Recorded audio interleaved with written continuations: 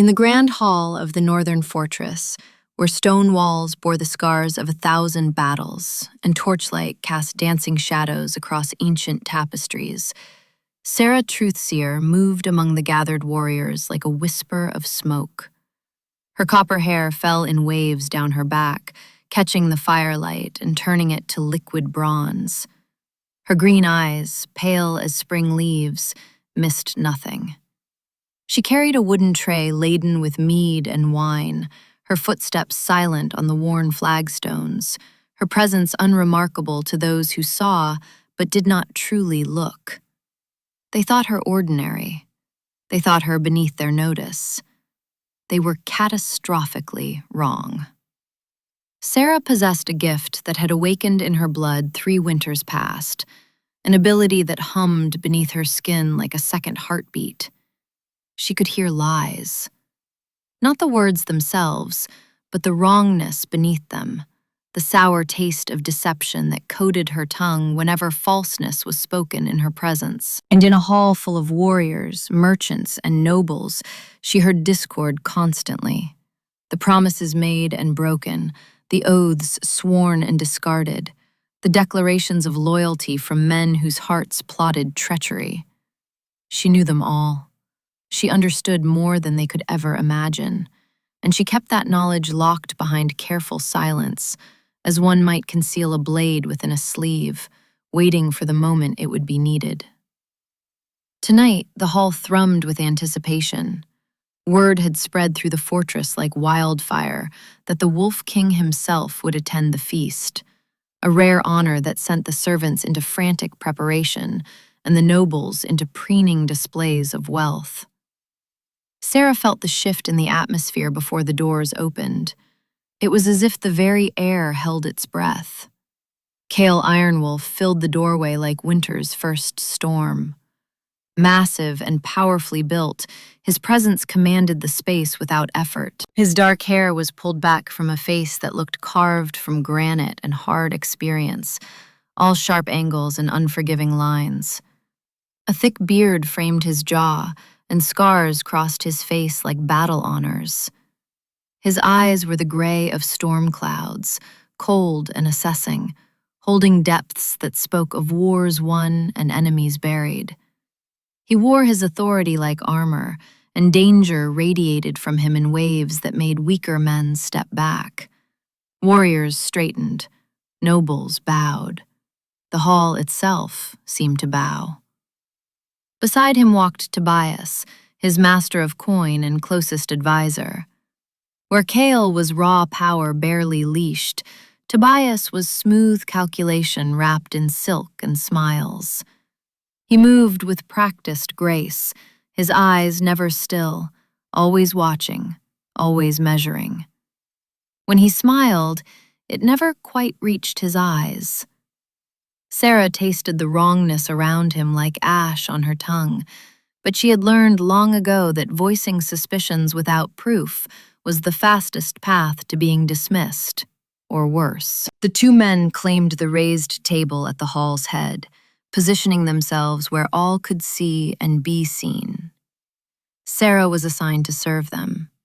She approached with steady steps, her heart calm despite the weight of their attention. She had served kings and beggars alike. They were all just men beneath the crowns and titles, all mortal, all temporary. Their power was fleeting, their arrogance often unearned. The evening progressed with food and drink flowing freely. Cale spoke little, his voice a low rumble that vibrated through the wooden tables when he did. Tobias spoke for both of them, entertaining the king with tales of trade routes and treasury matters. As the wine loosened tongues, Tobias's amusement grew sharper, more reckless. His eyes landed on Sarah as she refilled their cups, and something cruel sparked in their depths. He leaned toward Cale, his voice pitched to carry just far enough, just loud enough for Sarah's acute hearing to catch every poisoned word. "My king, I have heard tales of women who claim to possess strange gifts. Truth-seers, they call themselves. Charlatans, I call them. Tricks and performance, nothing more. Perhaps we should test such claims, expose the fraud for what it is. Cale raised an eyebrow, his interest stirring despite his usual stoic demeanor. What manner of test? Tobias gestured towards Sarah with his cup, the movement casual but calculated. Let me speak 3 statements, simple declarations. If such gifts existed, a true seer would know which are lies and which are truth. But of course, no common serving girl could possess such discernment. A cruel game, a demonstration of superiority designed to humiliate. Sarah's hands tightened on her tray, but her face remained carefully neutral. She had survived 3 years of hiding this gift. She could survive 1 more night of being underestimated. Cale considered for a moment, his gray eyes studying Sarah's face with the intensity of a predator assessing prey. He thought her unaware of the trap being set. He thought her incapable of understanding the game. He thought wrong. Very well, Cale said, his voice carrying the weight of command. Speak your statements, Tobias. Let us see if truth can be discerned by those who claim to hear it. Before we continue with the story, I want to thank everyone who supports the channel and loves our Alpha King romances. In the pinned comment, you'll find a special selection of the best Amazon audiobooks that inspire our stories. If you purchase any audiobook through those links, you'll be directly supporting the channel and helping us create more stories. Tell us where you're watching from and how old you are in the comments. I hope you enjoy the story. Tobias smiled, and the expression made Sarah's gift flare with warning. He spoke slowly, deliberately, his eyes never leaving her face. First statement. I have served King Cale for 7 years with unwavering loyalty. The words landed in Sarah's awareness like stones dropped into still water. She felt the ripple of wrongness, the sour taste that accompanied deception. A lie, but subtle, cleverly constructed to seem noble while concealing darker truths. He had served, yes, but loyalty was questionable. The falseness wasn't in the years or the service, but in the unwavering nature of that loyalty. Something had shifted.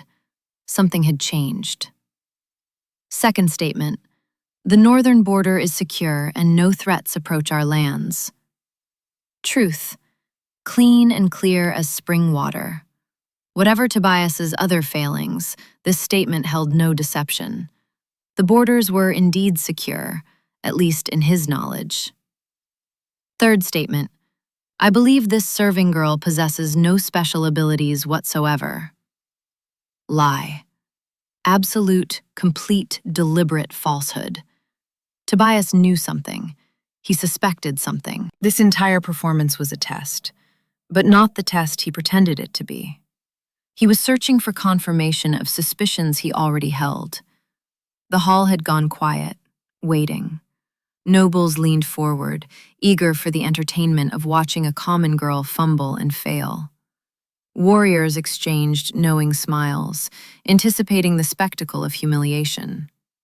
No one expected what happened next. Sarah set down her tray with deliberate precision.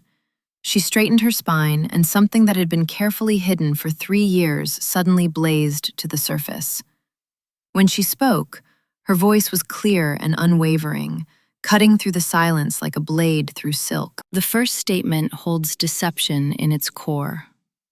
You have served 7 years, Master Tobias, but your loyalty has not remained unwavering. Something changed. Something shifted your allegiance, whether recently or long ago. The second statement is truth. The borders are secure by your knowledge. The third statement is a lie constructed to trap. You do not believe I possess no abilities. You suspect I do, and this test was designed to confirm what you already feared. The effect was immediate and devastating. Sarah had not merely identified lies and truths, she had dissected them, revealed the layers beneath the surface words, exposed the trap for what it was. She had spoken with the certainty of one who knew, not guessed. She had demonstrated a gift that should not exist, wielded by someone who should not possess it.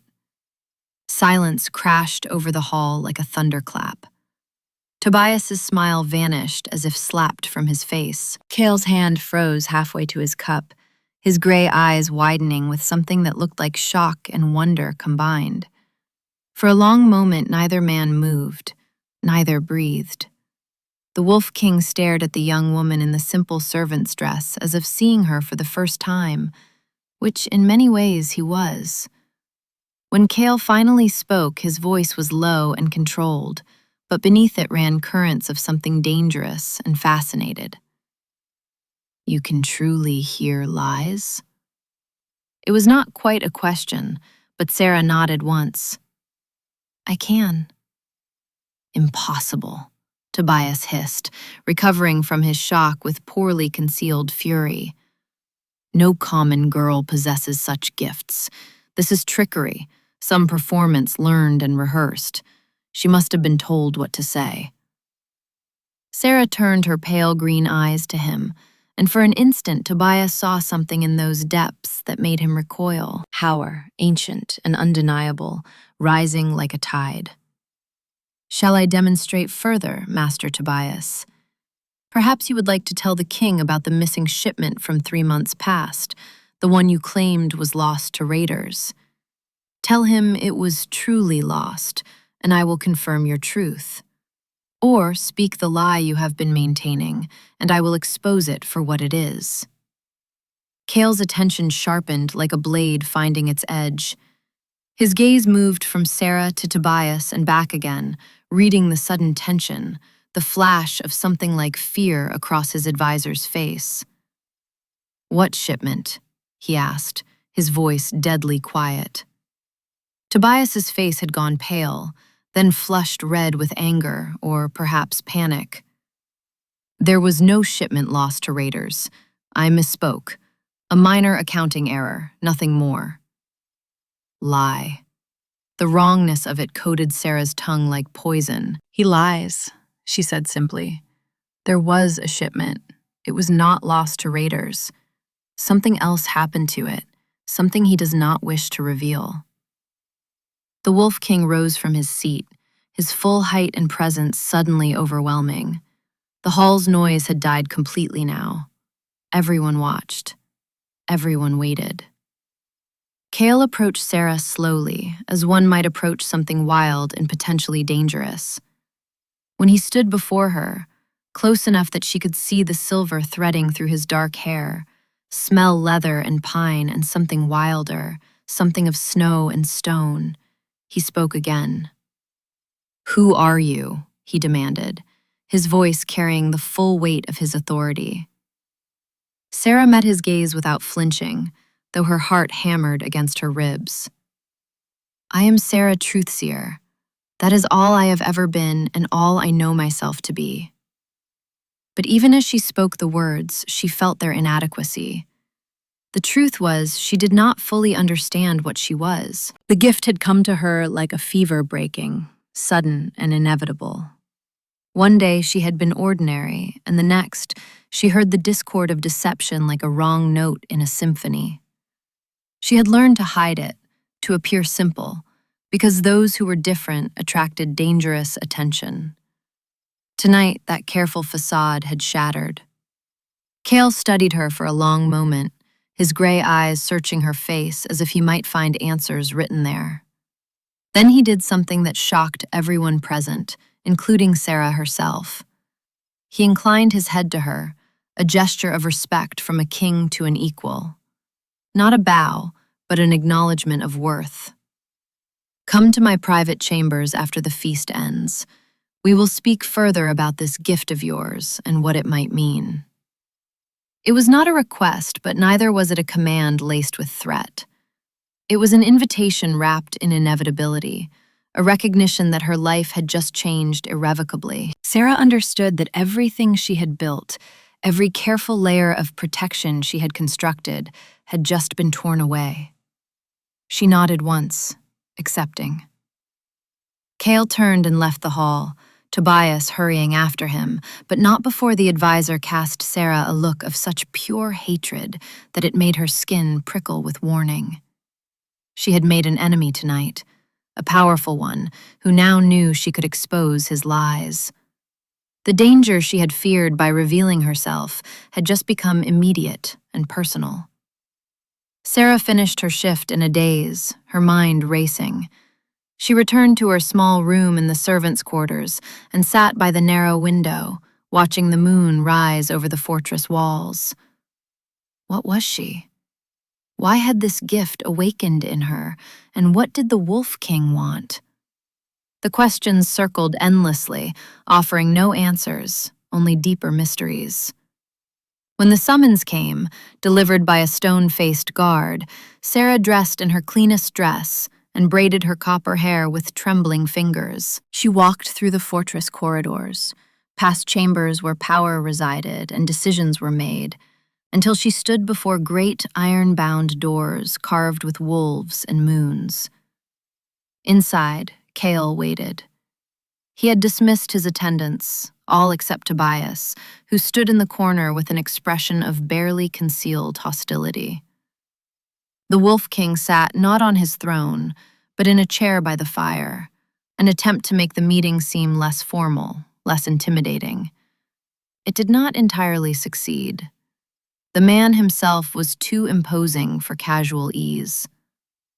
"Sit," Cale said, gesturing to the chair across from him. Sarah sat, her back straight, her hands folded in her lap. The king studied her in silence for a moment. When he spoke, his voice was quieter than it had been in the hall, thoughtful. "I have spent the hours since the feast consulting with scholars, with healers, with anyone who might explain what you demonstrated tonight. Truth-seeing is spoken of in ancient texts, but it is considered legend, not reality. A gift lost to time, if it ever existed at all." Sarah nodded. "I understand this is unusual." "Unusual?" Tobias scoffed from his corner. "It is impossible. No one possesses such gifts without study, without training, without years of preparation. She is lying, my king, or she is dangerous. Possibly both." Cale held up a hand, silencing his advisor without looking at him. His eyes remained fixed on Sarah.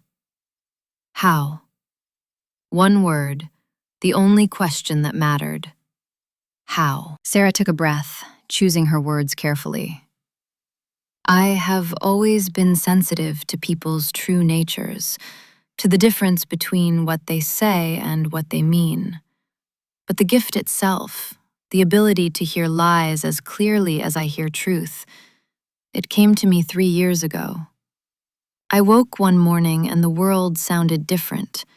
Every false promise, every deception, every oath spoken without genuine intent. I could hear the wrongness of it like a physical sensation." She paused, then continued. "It began small.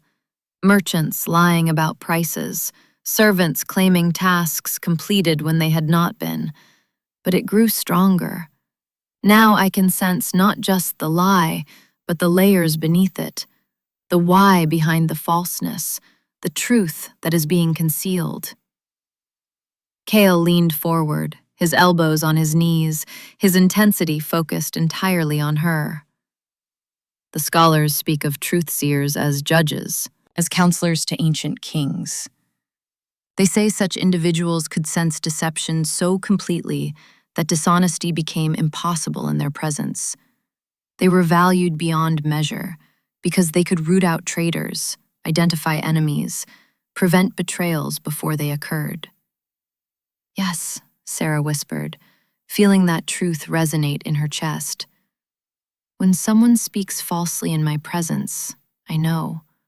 I cannot be deceived, cannot be misled. The truth reveals itself whether the speaker wishes it or not." Tobias moved from his corner, his face flushed with anger or perhaps fear. "This is nonsense. ancient superstition masquerading as ability. My king, you cannot seriously believe this serving girl possesses powers that even the greatest scholars dismiss as myth.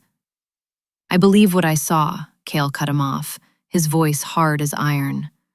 I saw her identify not just lies and truths, but the nuances beneath them. That is not performance. That is mastery of something I do not understand but cannot deny. He turned back to Sarah. Which brings me to my question. Why were you working as a servant? Why hide such an ability when it could bring you wealth, position, power? Sarah smiled sadly. Because I learned early that being different is dangerous. When I first realized what I could do, I made the mistake of correcting a merchant who was cheating customers with false weights. He accused me of witchcraft, of dark magic. I barely escaped with my life. I learned to be quiet, to be invisible, to serve and listen and reveal nothing. Understanding without acknowledgement, knowing without speaking. Understanding flickered across Kale's face, and something else, something that looked almost like regret. I placed you in an impossible position tonight. Tobias's test was designed to humiliate, to expose what he thought would be fraud. You could have remained silent, let us believe you were nothing more than a serving girl. Why did you respond? The question hung in the air between them, heavy with meaning. Why had she revealed herself? She had spent 3 years hiding, protecting herself through anonymity. What had changed? Because, Sarah said slowly, I was tired of pretending, and because Master Tobias's lies deserved to be exposed, not rewarded. If I have this gift, perhaps it is meant to be used, not hidden away like something shameful. For the first time since she had entered, Kale smiled. It was a small expression, barely a curve of his lips beneath his dark beard, but it transformed his face. For an instant, the fearsome Wolf King disappeared, and she saw something gentler, something almost human beneath the armor of authority. You shamed my master of coin to defend the principle of truth itself. You are either very brave or very foolish. Perhaps both, Sarah admitted. Tobias cleared his throat loudly. This is all very fascinating, but what do you intend to do, my king? Surely you cannot allow someone with such unusual abilities to simply walk free. If she can sense deception, who knows what else she might be capable of, what threat she might pose to the crown. Kale's smile vanished, replaced by a look of cold consideration. For a moment, Sarah's heart raced. Was she a prisoner now? Had she revealed herself only to be locked away, her gift seen as danger rather than value? But then the king shook his head. No, I intend to do something far more dangerous. I intend to trust her. Tobias's face went pale. My king, I must protest. This is madness. You know nothing about this woman, about her loyalties, about her true intentions. To place trust in someone so unknown, so untested, it could destroy everything we have built. Enough, Tobias.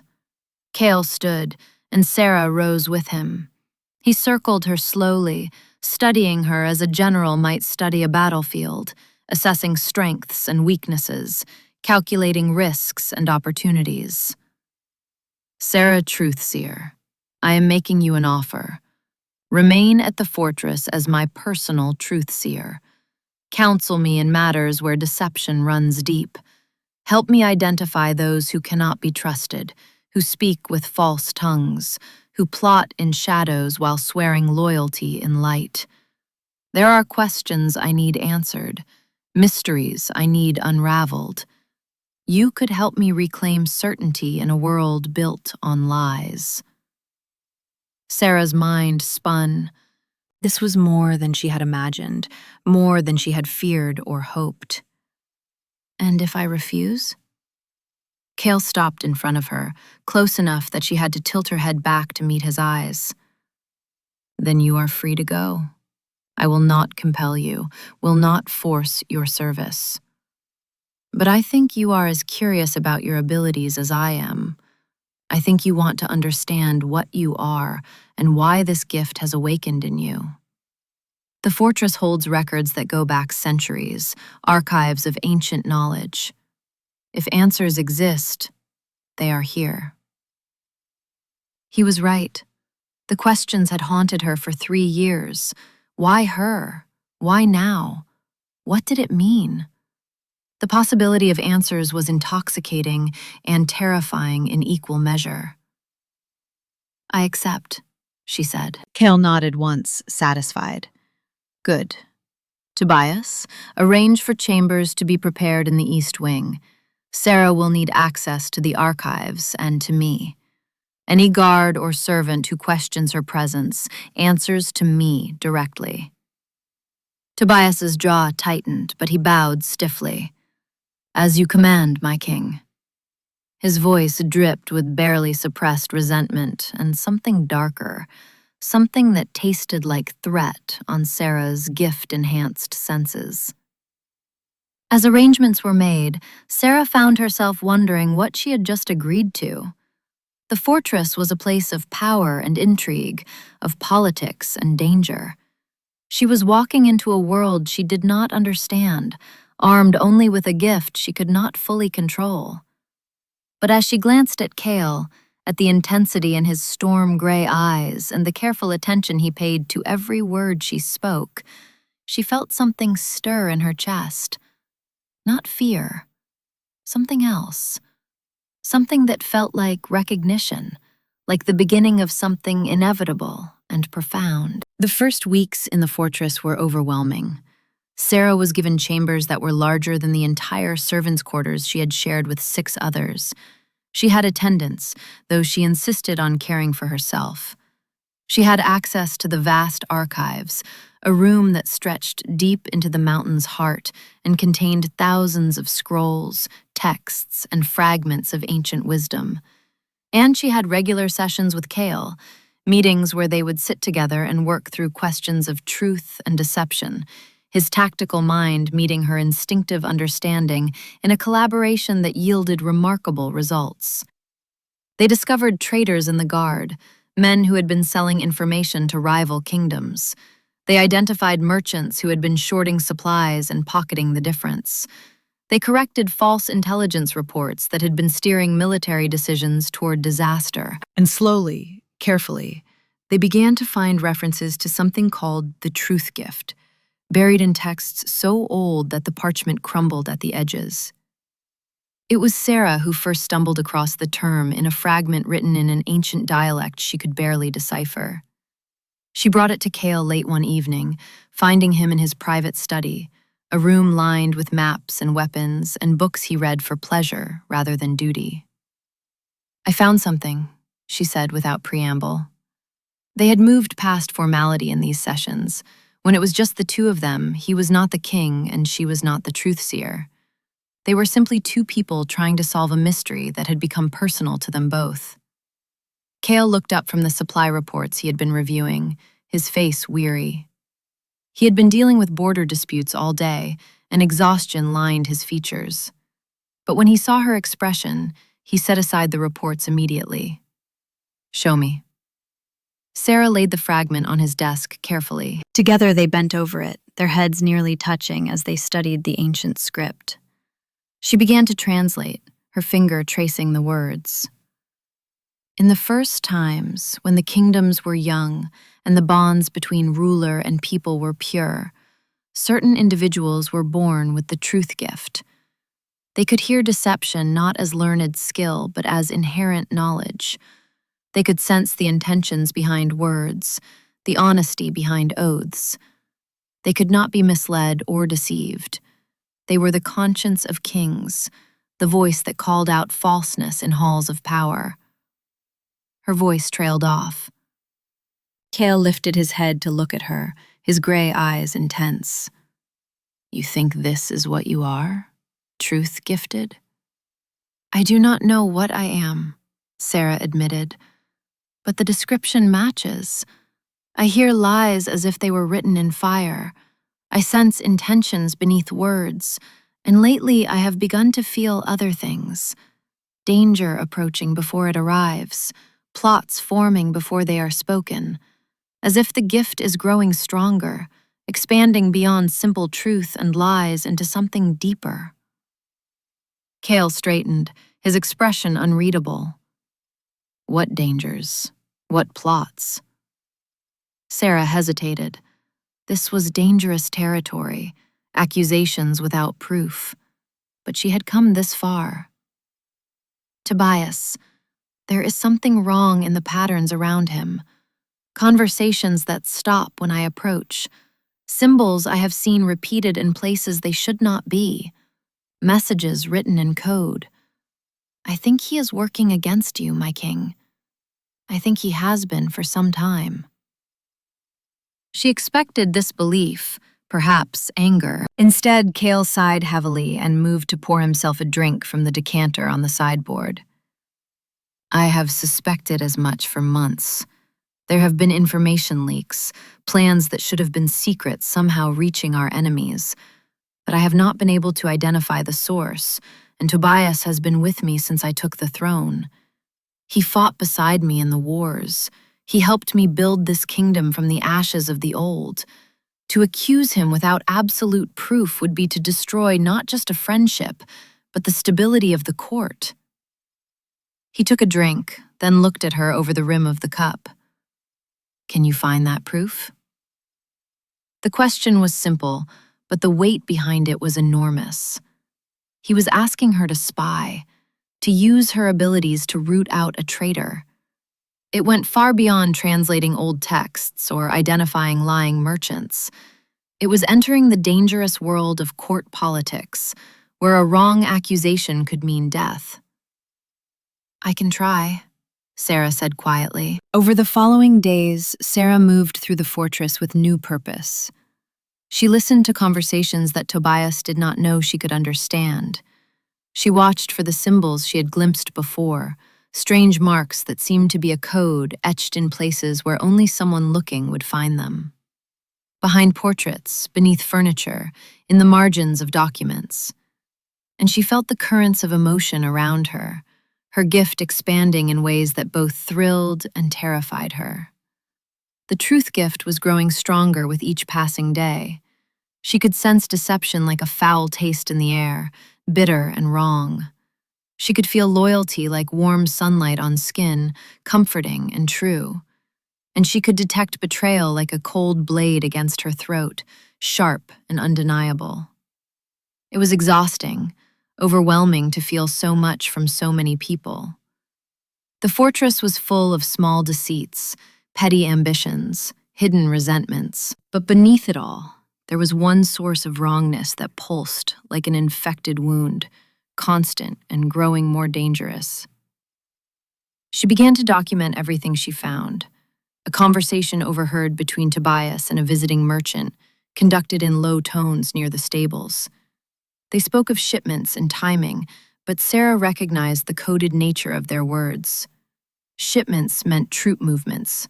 Timing meant battle plans. She found messages in Tobias's study during a moment when he was called away, written in symbols that combined ancient dialects with a cipher she had to work for 3 sleepless nights to break. When she finally deciphered them, the content made her blood run cold. Names of soldiers loyal to Cale, marked for elimination. Routes that should have been secret, detailed with precision. Weaknesses in the fortress defenses, cataloged and ready to be exploited by enemies who should not possess such knowledge. The trail led impossibly, horrifyingly, to Tobias. Every piece of evidence pointed to him. Every thread of betrayal wound back to the man Cale called friend and trusted advisor. Sarah spent sleepless nights hoping she was wrong, reviewing her findings again and again, searching for any other explanation. But truth did not lie, and her gift did not mislead. The evidence was inescapable and devastating. During these days of investigation, something else was happening, something Sarah had not expected and could not control.